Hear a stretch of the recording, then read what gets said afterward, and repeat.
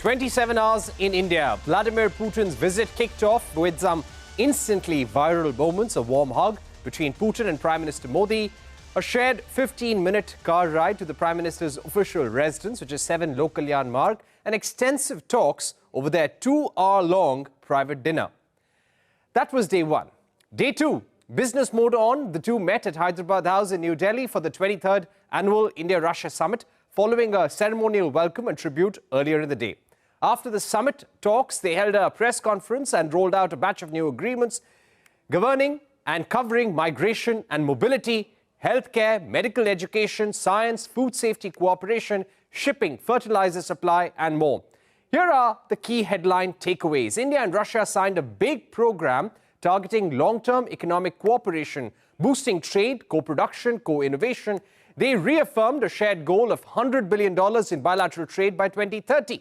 There's renewed emphasis on joint global action against terror and enhanced defense, technology, energy cooperation. On Ukraine, Prime Minister Modi reiterated India's preference for peace and described India-Russia friendship as a steady and guiding one like a pole star. Meanwhile, Putin pledged uninterrupted fuel supplies to meet India's energy needs. Business के लिए simplified predictable mechanism बनाए जा रहे हैं। भारत और Eurasian economic union के बीच FTA पर चर्चा शुरू हो गई है। Last year, our bilateral trade turnover has grown by 12%, setting another record. We are up to the task of getting this number to the level of $100 billion. And to reach this important goal, we have harmonized the program of development of Russian-Indian economic cooperation until 2030. We are ready to continue uninterrupted shipments of fuel for the fast-growing Indian economy. Joining me now to take this forward are Dinakar Peri, Fellow in the Security Studies Program at Carnegie, India; Jayant Dasgupta, former Indian Ambassador at the World Trade Organization; Manjeet Kripalani, Founder and Executive Director, Gateway House; and Tatiana, Romanova, Associate Professor at St. Petersburg State University. Thank you very much, ladies and gentlemen, for being with us. Ambassador Dasgupta, trade. This was the big focus of talks between President Putin and Prime Minister Narendra Modi. Immediately after hearing the leaders, hearing them at the business forum, what do you think will be some of the immediate outcomes on the trade front, and how our trade, especially our exports to Russia, could increase? I think a few areas have been already identified by President Putin and Prime Minister Modi. Pharmaceuticals is one of them. Auto components is another. Agricultural products is a third one. Engineering products is a fourth one, apart from auto components and autos. So there are these areas where there could be greater flow of trade. But what I wanted to emphasize, and I have picked it up from Prime Minister Modi's speech, he talked a lot about collaboration between the two countries in terms of sharing of technology, in complementing each other's strengths. For instance, in textiles, India is strong in cotton, but Russia is very strong in the man-made fiber segment because of its large petroleum base.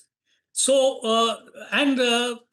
Prime Minister Modi also spoke about utilizing the synergy between these two countries and the technology that they have to benefit third world countries like in Africa and other parts of the world. So I think it is a broader message to the rest of the world. It is not about Russia alone, India alone, and making these two countries great again. It is about taking everybody together. And therein lies a broader message to the rest of the world, I think, because trade will take place, it will increase, but the benefits will also be shared with other partners. Right. Let me go across to Manjeet Kripalani. Manjeet Kripalani, how do you see the optics of the visit? A 15-hour car ride where they spoke and discussed things behind the scenes, 2-hour-long dinner. Today also, the bilateral talks and delegation-level talks spilled over. The press conference began late. Overall, how do you see the optics of the visit?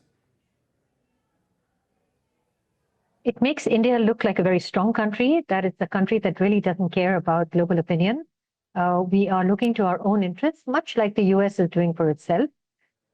It looks pretty good. Russia has been a strong friend to India for many years.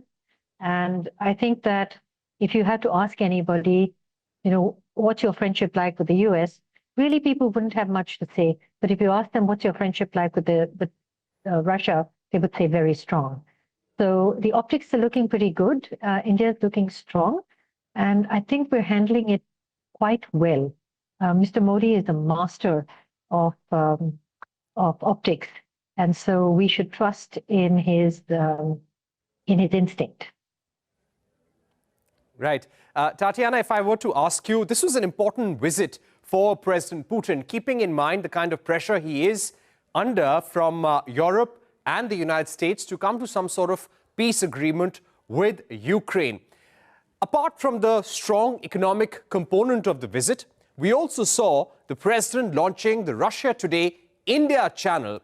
What do you think this 23rd Russia-India Annual Summit does in terms of laying the foundation for the next few years in bilateral ties? Prime Minister Modi, in fact, thanked Putin in that press conference earlier for laying the foundation of India-Russia relations 25 years ago. Well, I think Indian-Russian relations are very old, and they are based on strong traditions. Like, we can go back to the tradition of relations between the Soviet Union and India, when it was important for the Soviet Union to have good relations with the non-allied countries. And then nowadays, today's sort of like period, in fact, goes back to the year 2000, when the strategic foundation for the relations was laid. In present circumstances, Indian-Russian relations for Russia are about, of course, geopolitics, but geopolitics not in terms of making friendship against somebody, but rather geopolitics of making friendship for something. And in this particular case, for multipolarity, for polycentricity, for international relations being more democratic and not just based after Western designed patterns. But it is, of course, also about economy, and the discussion is about mutual benefits, about All right. a variety of logistical sort of like chains that are being created. So it's about broader foundations. It's not only about geopolitics in terms of multipolarity. It's obviously about economic and mutual benefit. And it's about cultural relations, because much has been also said about broader relations and about more information about Russia and India, about India and Russia, about more expertise, about more student exchanges, so about the dialogue that will be reaffirmed through societal links in a way. Okay, Tatiana, I'm going to come back to you. Dinakar, welcome to the program. Let me ask you about the defense partnership. We had been told by multiple sources ahead of this visit that don't expect any big deal. And even in the press conference and the joint statements, we just saw a few lines by the leaders in the end where they said that we had good discussions on the military technical cooperation, which will continue. Russia will continue supporting India's needs. India said that we will look at co-production, co-development. What do you think would have actually been discussed behind the scenes realistically? Would it be the BrahMos 2? Would it be Su-57 or the S-500? Thank you, Parikshit, for having me here, firstly. And so to get into the issue, as you rightly said, the sense was there'll be no one big ticket, defense deal to be signed in the visit. The visit, as we saw, and as you also rightly said, is high on symbolism, optics, sending a message. It's really high on that. And that said, Russia has actually put out a lot of things on the table for India. It has literally offered all its frontline platforms, more S-400s, S-500s, additional lease of Akula-class nuclear attack submarines, and so on and so forth. I mean, literally everything is on the table. But from an operational, practical sense for India, so what fits in? Where is the congruence between the two? post-Opsindur, India is definitely looking for more S-400s. I mean, it's become pivotal how the role played by S-400 and BrahMos in Opsindur, we saw, how really they became game changers as termed by both the Indian Air Force Chief and the Defense Minister. So there is interest in that. And a hypersonic version of the BrahMos is already under development. That's a natural progression. It's already happening. So more S-400s, probably yes, once the current deliveries are completed, because 2 more regiments of the 5 contracted are still pending. So that's a priority right now. And Su-57, as you said. So that's a bit of a debate going on within the Indian Air Force right now. Indian Air Force and the MOD. So that's because the Indian Air Force is in a very precarious situation with respect to its fighter squadrons at the moment. So what do they do? Do they go for more Rafales or 114 Rafales, or split it between the Rafales and some 5th generation stealth Su-57s? So that's a debate ongoing. Russia has, from its end, offered full license manufacturing in India. That's offer stands, but we have to see the call taken. It's more of an operational and a military necessity. I guess that will cross it in the near future, probably, and the time is approaching. We have to take a call. So that's it. One step ahead. There's also some conversation of more joint projects. So what is it at the moment? We do not know as yet. Probably the joint statement may or may not give any sense, but probably we'll get some clarity in the near future. Another area is shipbuilding. So just one thing, shipbuilding is actually something which is going to go probably in a bigger way, because there is a significant overlap of interest. Russia wants India in the Arctic, in the Far East, because that also offsets Chinese presence there. For India, it's a good source of hydrocarbons, etc. So there is an agreement, understanding already for Russia to train Indian sailors in polar navigation and to assist Indian shipyards in building non-nuclear icebreakers. I'll stop there. All right. We're going to take a short break. We have received the joint statement from the Ministry of External Affairs. We'll quiz our guests over that in just a bit. I'll request everyone to stay with us. We'll be right back. It is basically an extension of an agreement we had with TASS since 2014. So it was expiring and we have renewed it. But the significance is that the renewal comes at a time when the world is changing. There'll be no third-party filter changing giving a slant or a different inflection to a story from India.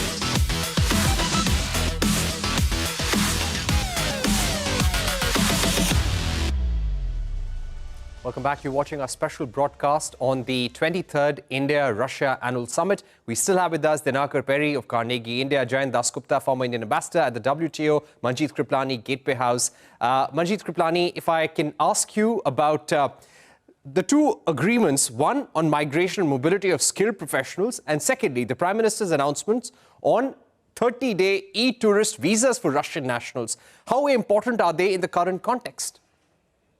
The labor is, the mobility agreement is particularly important because Russia, as you know, a lot of their boys have gone up to the front. They used to have a lot of labor from the Uzbekistan, etc., Central Asia. That is not enough because Russia has to rebuild itself. Its defense factories have to go on. So our labor is really important. I think Mr. Modi had said in his statement that he is going to skill the labor and make them Russia ready, teach them the language. This is critical. We can't send enough of our labor to Russia. I mean, we can accommodate even up to 2 lakh of our young people going there. I have seen the labor travel to Russia. They prefer going to Russia rather than going to the Middle East because they say in Russia they're treated as equals. So you can see on the flights on Aeroflot from Delhi to Moscow, the first timers who go so is sort of a little bit rough, and they come back, and the second timers are much more polished. It's a very different game from sending our labor to the Gulf.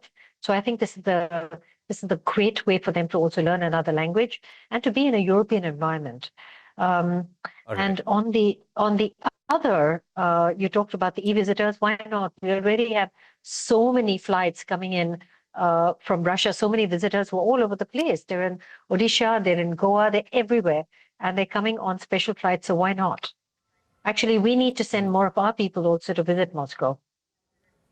All right. Let me also get in Jayant Dasgupta. Ambassador Dasgupta, when it comes to fertilizers, there was an agreement signed on fertilizers. Secondly, both sides decided to increase production of urea. How important do you think this is? This is extremely important because urea basically is a byproduct of the petroleum industry. And since the Russians have a lot of the feedstock, so their prices are globally competitive. And of course, it could be negotiated. So it would be a very steady source of supply for India, which requires a lot of urea. It doesn't produce enough in the country, and it does import a lot. So that would be a very good, I think, avenue to explore. And to get into this kind of an agreement for specific purposes, I think will bode well. So this is going to be a good thing. Okay. My final question to Dinakar Peri. Dinakar, when it comes to the logistics agreement, the military logistics pact that has now been ratified, it is an older deal, but which has been ratified now. How important and significant is this, and how would you compare it to the LEMOA that we have with US? So the RELOS, as it's called, the Russian version is called, it's been actually there, as you said, for many years now. I mean, for some reason or the other, it somehow did not get, see the conclusion. So now we have it. So what does it mean? It's more of an administrative arrangement. It simplifies. I mean, for example, India and Russia have actually been doing joint exercise for a very long time now, without an agreement. So this kind of simplifies that, improves the ease of, commonalities of, just simple things like fuel exchanges, exchanging personnel, where required. It removes redundancies in the cooperation. 1. 2, what is its significance for India? For India, this gives access to Russian military facilities in the Arctic. In the sense, for operational turnaround, again, for replenishment, for visits, exchanges. And why is that important? Because India is now investing in the Arctic. The earlier point I mentioned about the Arctic and shipbuilding cooperation, this in a way kind of juxtaposed into that in the larger sense. So this is significant in that. And for the Indian military, this is a series of these agreements which enable expanding their footprint. They reduce operational turnaround, ease of maneuver operation. You don't have to come back to Indian soil for everything. You can do it far away. All right. We've run out of time, but thank you very much, Dinakar. Ambassador Dasgupta, Manjeet, Kripalani and Tatiana for being with us. With that, it's a wrap on this edition of News Center. More updates when we return.